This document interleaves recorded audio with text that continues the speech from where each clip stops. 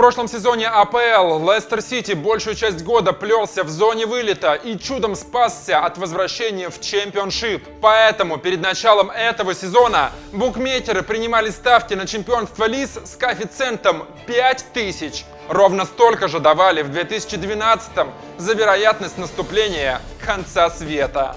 9 месяцев назад эту команду называли сборищем неудачников. Сейчас они бьются за чемпионство. Если вы не верите в чудеса и сказки, запаситесь попкорном и усаживайтесь поудобней. Пришло время невероятных историй. Это наш самый необычный выпуск. Топ-10 причин крутости Лестер Сити. Причина номер 10, и начнем с принципиальности президента синих, тайского бизнесмена Вишая Шриваданапрабха, чью фамилию произнести не проще, чем выиграть АПЛ. Владелец магазинов King Power приобрел клуб из чемпионшипа в 2010-м и через 4 года вывел команду в премьер-лигу. А летом 2015-го началось волшебство. С чего? Вы не поверите. С оргии. Сын тогдашнего главного тренера ЛИС Найджела Пирсона оскорбил азиатскую девушку во время группового секса в Таиланде, когда команда приехала с турне. И запись лисьих утех попала в интернет. Что важно, игроки оскорбили девушку на российской почве. А поскольку Шриваданапрабха главной маркетинговой целью считает раскрутку бренда как раз в Азии, он был непреклонен и выгнал из команды всех участников ролика. А заодно и тренера Найджела Пирсона, чей сын был главным действующим лицом в видео. И, возможно, не только лицом. После владелец неожиданно назначил коучем к тому моменту растерявшего реноме Раньери, а дальше смотрите топ.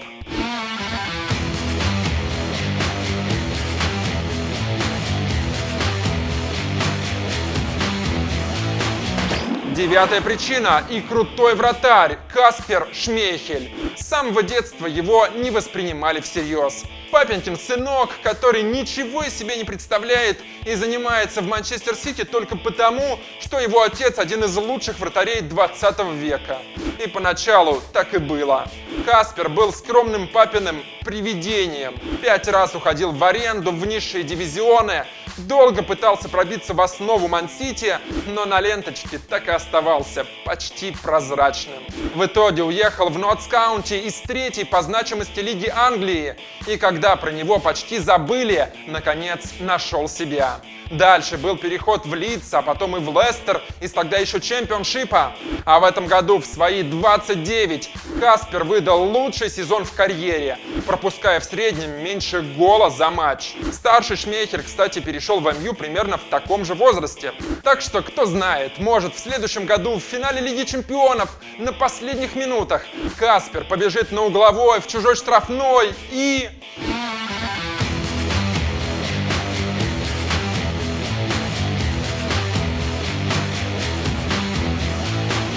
Восьмая позиция и суперцентр обороны. Защитники Вес Морган и Роберт Худ. Ямаец Морган 10 лет болтался с Ноттингем Форест в чемпионшипе.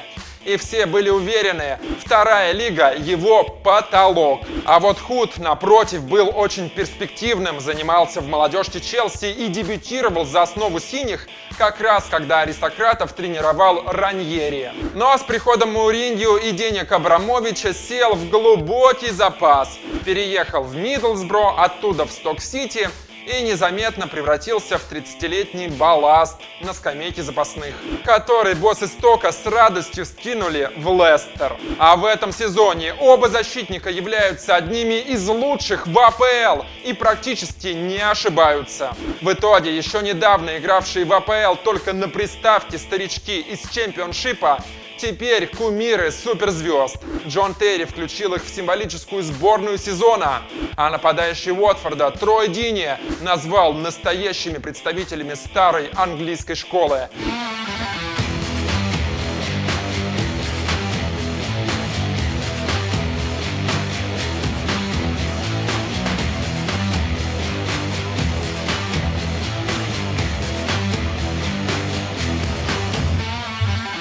7-я строчка. И тут болельщики Лис и генеральный директор клуба Сьюзан Уиллан. Население Лестера всего около 300 тысяч, но каждый уикенд 32-тысячный King Power Stadium заполняется под завязку. То есть на футбол приходит каждый 10-й житель города. Это во многом заслуга миссис Уиллан, которая пообещала фанатам: если вы будете покупать больше атрибутики, мы не будем поднимать цены на билеты. В итоге за прошлый год Лестер отчитался о рекордных доходах в своей истории, превратившись из самого убыточного клуба чемпионшипа в самый рентабельный клуб АПЛ. А заветные тикеты по-прежнему стоят столько же, сколько и несколько лет назад.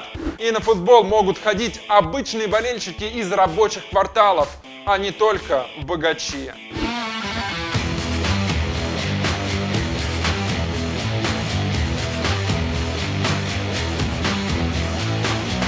Шестая причина – Дэниел Дринквотер.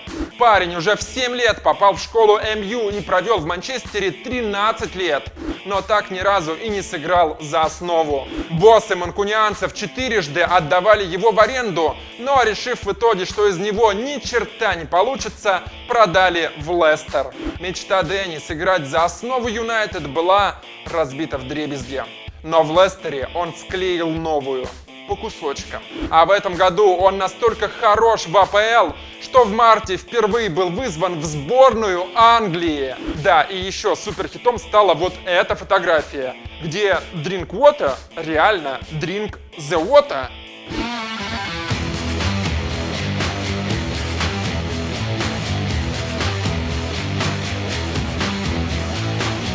Пятая строчка и крутейший штаб главного тренера. Помощники Раньери готовят по каждому игроку соперников до полусотни роликов с нарезками игр. А аналитики Энди Блейк и Пит Кларк разработали специальное приложение для iPad, в рамках которого готовят интерактивные отчеты со статистикой, заметками и видео. Как результат, подопечные Раньери самые тактически правильно действующие в АПЛ.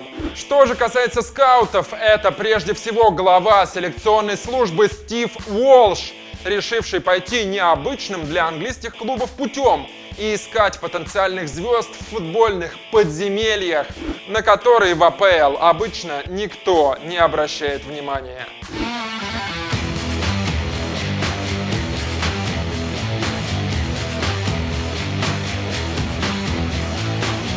Четвертая, очень веская причина – Нголо Канте. Ростом всего 169 сантиметров. С детства он был самым маленьким на поле, из-за чего его не брали в футбольные школы. Игроку отказали в Лорьяне и Рене. Так что после нескольких лет тренировок во дворе Нголо с трудом устроился в любительской команде Сюрен, в которой и играл до совершеннолетия. Канте с самого детства отличала выносливость, а еще он всегда оставался самым скромным, не ходил на вечеринки и не делал безумных причесок. Карьеру Нголо начал в 3-м французском дивизионе, но дорос до Лиги 1, где в прошлом году совершил 145 отборов. Лучший показатель в Европе. И хотя топ-клубы все равно не воспринимали игрока всерьез из-за небольших габаритов, для Лестера стереотипы существуют, чтобы их разрушать. Поэтому Канте переехал в Англию и в итоге стал новым Мателеле. Вот его карта касаний в поединке с Арсеналом. Канте был повсюду. Он совершил 6 отборов и 7 перехватов за один матч. А в общей сложности к марту отметился больше, чем сотней отборов и сотней перехватов. Лучший результат в лиге. Как награда, дебют за сборную Франции и гол в ворота Акинфеева. А еще в Англии теперь шутят. 70% площади земли занимает вода, остальные 30% Канте.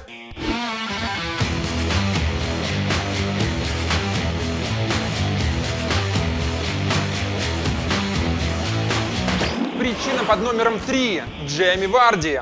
8 лет назад он находился под домашним арестом после того, как заступился за друга, который носил слуховой аппарат. Джейми неслабо навалял парням, издевавшимся над его приятелем. И на 6 месяцев к его ноге прицепили браслет, отслеживающий местоположение.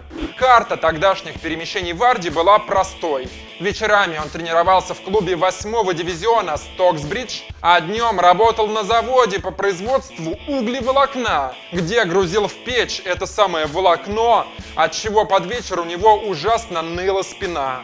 Начинавший в Шеффилд Юнайтед, откуда в 15 его отчислили за маленький рост, на заводе Джейми вкалывал как акселерат и получал 70 фунтов в неделю. Плюс 30 в команде, итого 400 в месяц. Примерно 20 тысяч рублей по тогдашнему курсу. Варди уже подумывал вообще завязать с футболом. Но вдруг случилась 8-я лига, потом 5-я, 4-я и переход в Лестер за 1 миллион фунтов. А в этом сезоне Варди побил рекорд Руда Ван Нистелрooя по количеству матчей подряд с забитыми мячами в АПЛ и борется за титул лучшего бомбардира. Его вызвали в сборную, от чего Варди колотило несколько дней. Он просто не мог поверить. Но вскоре был уже первый гол за Англию и сразу пяткой в ворота Германии в 29 лет.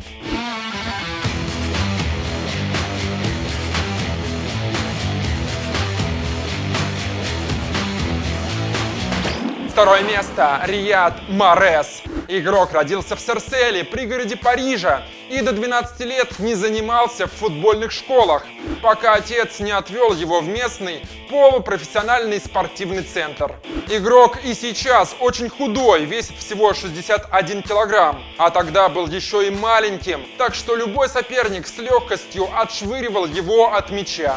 Впрочем, Марез и не задумывался о профессиональной карьере, понимая, что шансов с такими данными практически нет. Однако, когда алжирцу было 15, у него умер отец, и Рияд резко повзрослел, пообещав во что бы то ни стало исполнить мечту папы и стать футболистом. Он целыми днями молился и тренировался, а после игр до 4 утра потел в тренажерном зале.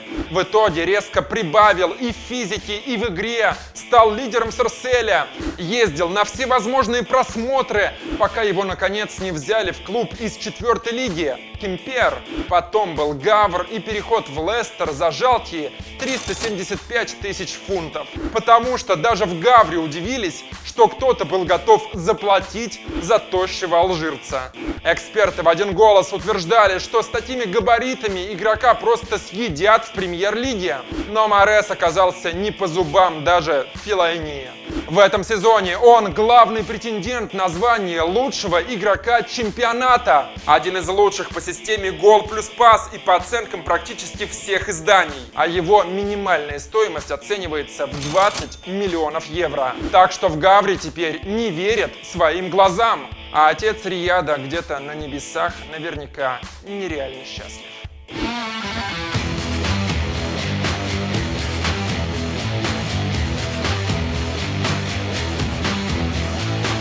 И причина номер 1. Скажите, как его зовут? Конечно, Клаудио Раньери. Тренер всегда считался интеллектуальным, умеющим ставить классную игру, но ужасно невезучим. За всю карьеру лишь несколько кубков и ни одного чемпионства. При этом Раньери никогда не отказывался от черновой работы. Выигрывал серию С с Кальяри и серию Б с Фиорентиной, а недавно вывел Монако в Лигу 1, где сходу финишировал вслед за ПСЖ и сразу был отправлен в отставку, так как снова занял 2-е место. Если что, до этого Раньери оставался с серебром в Челси, Ювентусе и Роме. «Неудачник», шептали вслед итальянцу, но он не оборачивался. После провала со сборной Греции букмекеры называли Клаудио главным претендентом на отставку в АПЛ в начале сезона. И снова ошибались. Наставник создал в Лестере по-настоящему дружескую атмосферу. После первого матча без пропущенных мячей закатил вечеринку с пиццами, а после победы, гарантировавшей лисам участие в Лиге чемпионов, не смог сдержать слез. И он до сих пор остается предельно скромным и осторожным. Слишком часто в карьере ему не везло. Недавно Клаудио опубликовал воодушевляющую колонку, слова которой звучат лучше любой мотивирующей книги. Мы маленький клуб, который показывает миру, чего можно достичь с помощью духа и решимости. 26 футболистов, 26 разных умов, но у нас одно сердце.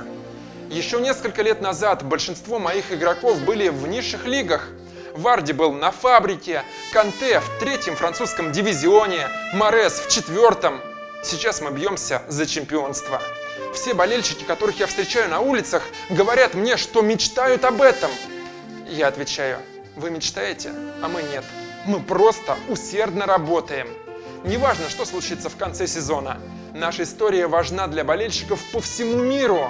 Она дает надежду всем молодым игрокам, которым однажды сказали, что они недостаточно хороши. Они могут сказать себе: если парни из Лестера пробились, то почему не можем мы? Что нужно, чтобы победить? Большой контракт? Нет.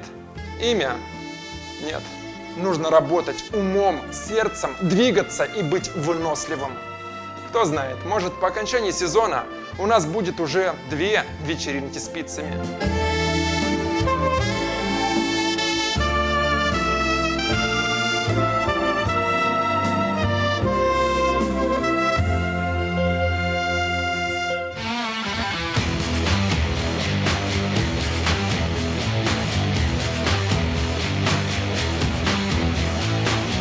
За всю историю лисы ни разу не становились чемпионами Англии, а все последние сезоны болтались между АПЛ и низшими лигами. Даже если Лестер не возьмет золото, он уже доказал, что когда есть вера в себя, не важны никакие стереотипы и не страшны никакие соперники в самой богатой лиге мира.